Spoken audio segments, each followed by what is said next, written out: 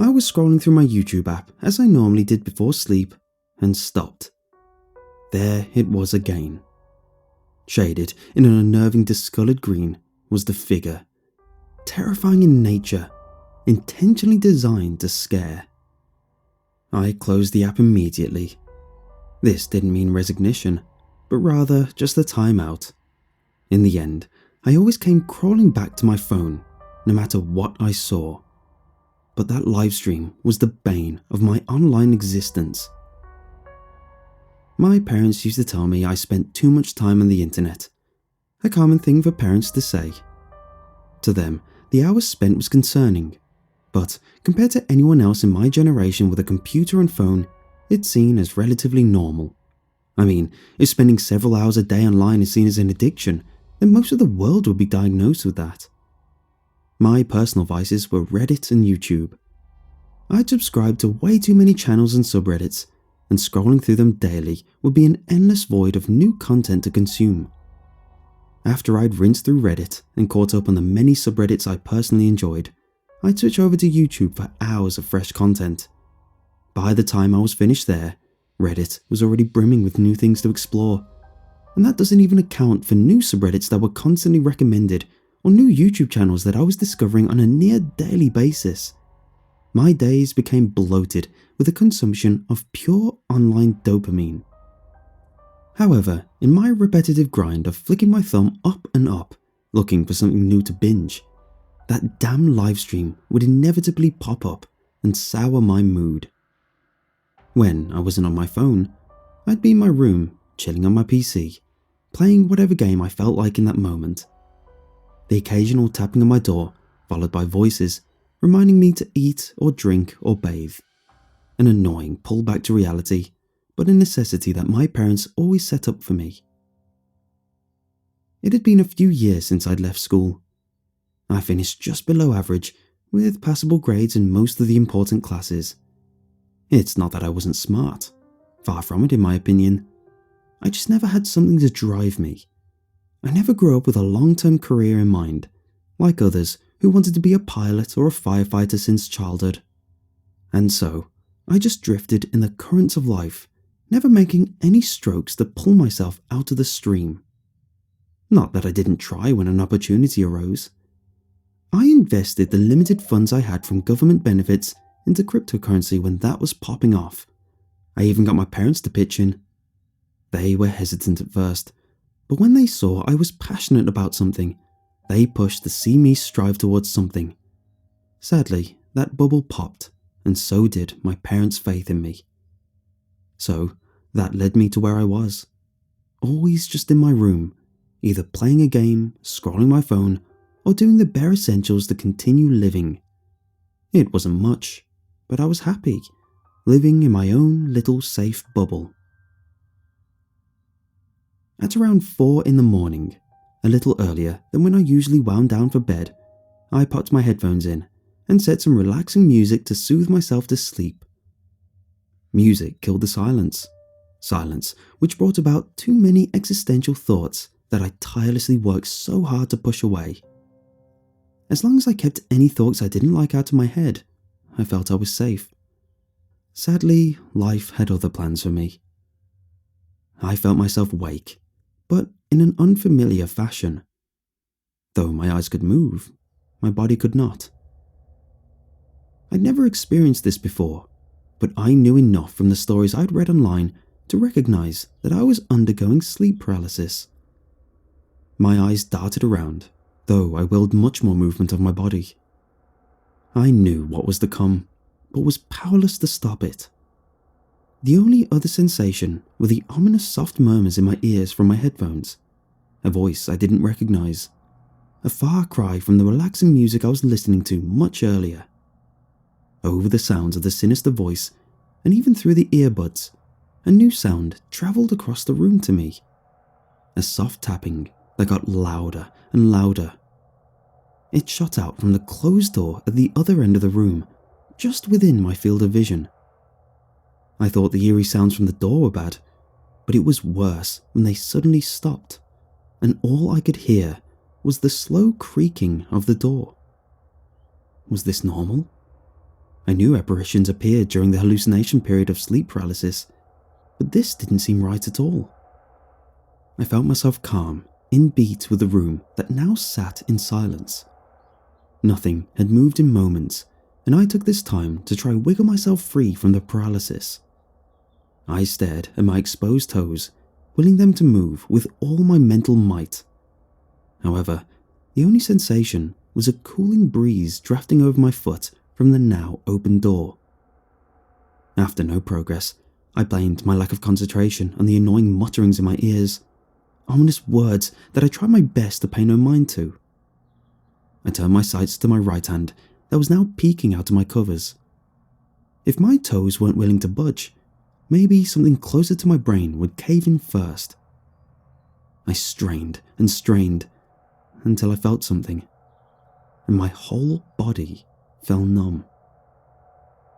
From the edge of the bed crept the most gnarled, twisted abomination of a hand I'd ever seen. It gently gripped my fingers with a light squeeze, and internally, all I could do was scream. At this point, things flipped, and my biggest fear now was to move. I was worried that if it picked up any movement from me, it'd react worse than I could. Yet, things got worse.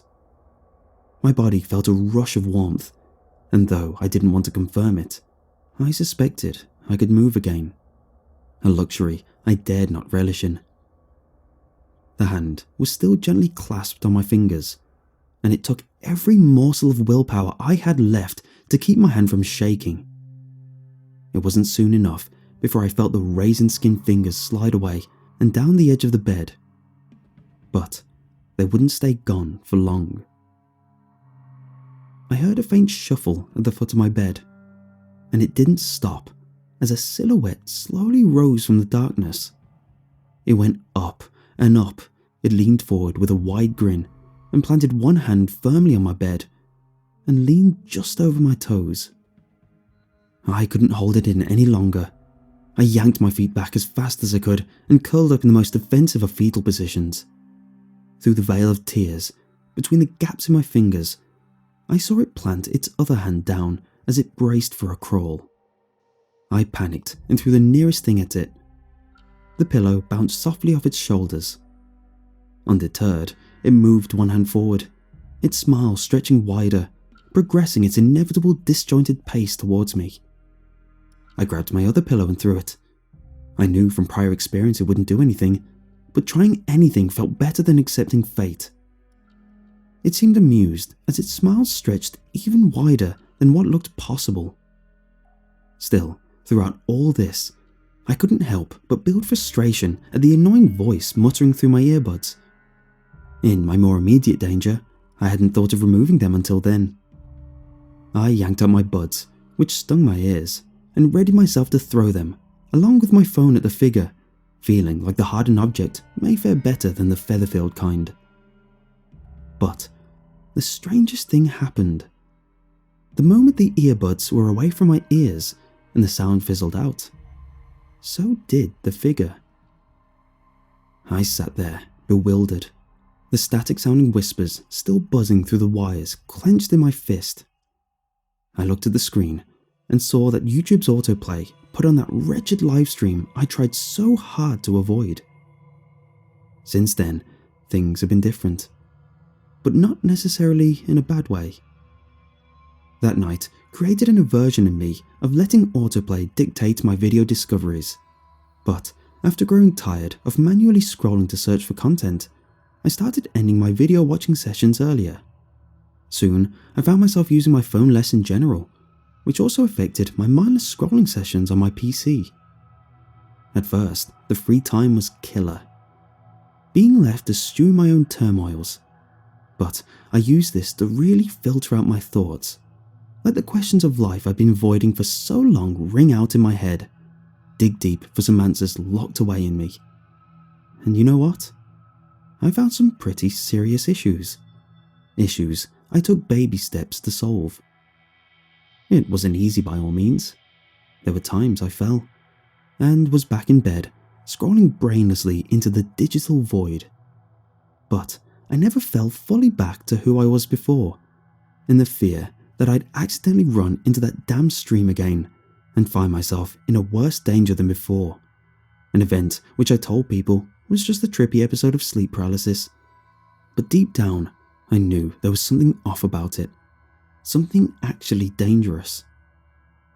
When things got particularly bad, and I felt my old life pulling me back by the ankles, I took to some extreme measures. I pulled up my YouTube homepage, knowing it wouldn't be hard to find, or rather let it find me. And bingo. Not 2 or 3 pulls of my scroll wheel did it pop up on my recommended page. I screen grabbed the thumbnail, blew it up on Photoshop, printed it out on my old inkjet printer, and tacked it to the wall. It was crude, pixelated, bordering on looking like a real-life cursed image. But from where I often sat, it was easy to be reminded of that night I was trying so hard to run away from. A scar to warn me of the dangers of my unhealthy life. It was enough to remind me of the danger without actually putting myself at risk. When people came over, I just told them I enjoyed niche online horror. Some people even recognized the YouTube channel, which I personally knew nothing about. It's only been just over a year since then, but my life has turned around drastically. In place of my night browsing in bed, I now get a good night's sleep and wake up refreshed for the next day's activities. In place of gaming, I now have hobbies, a small job, and I've gotten into fitness. I even posted progress pictures on Reddit, which they loved. In place of the cold online chat rooms, I went out and met some local people. Though I did cheat and met them from an online tabletop forum. But because we do meet for weekly D&D sessions and other fun meetups, to me it counts. I only slipped once during that time. A night after a bit of drinking with my new friends.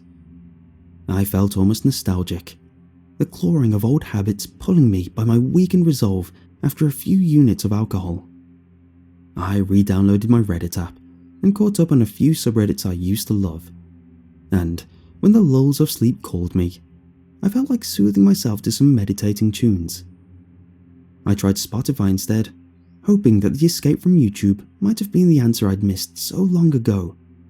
But that was not the case. Just as I was on the cusp of sleeping, about to visit the land of Nod, a voice came on. A vibe much harsher and sinister than the songs I was just getting accustomed to. I quickly pulled out my headphones and powered off my device just to be sure. The sudden burst of panic sobering me up quickly and left me pumped with enough adrenaline to not sleep for the rest of the night. Frankly, it was a small price to pay for the dangers of what might have happened. Other than that, my life has gotten so much better. Everyone around me thinks I took to fighting my old lifestyle, that I just had a wake-up call and turned my life around through my own hard work. But the truth is, I did all this out of fear.